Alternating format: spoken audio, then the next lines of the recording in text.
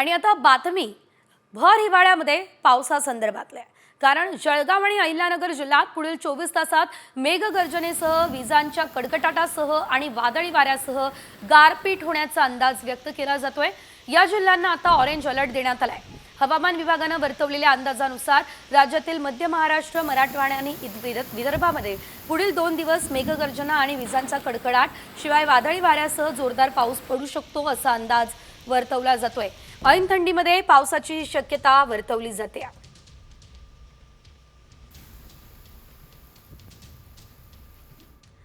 27 डिसेंबर दुपारपासून मेघगर्जनेसह पावसाला सुरुवात होईल। 27 डिसेंबरला नंदुरबार, धुळे, जळगाव, अहिल्यानगरला पावसाचा इशारा देण्यात आलेला आहे।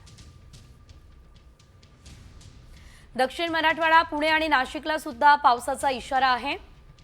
28 डिसेंबरला मात्र यवतमाळ, वर्धा, नागपूर, भंडारा, गोंदिया आणि चंद्रपूरला इशारा देण्यात आलेला आहे। यवतमाळ, वर्धा, नागपूर, भंडारा, गोंदिया, चंद्रपूरमध्ये गारपीट होण्याचा अंदाज आहे।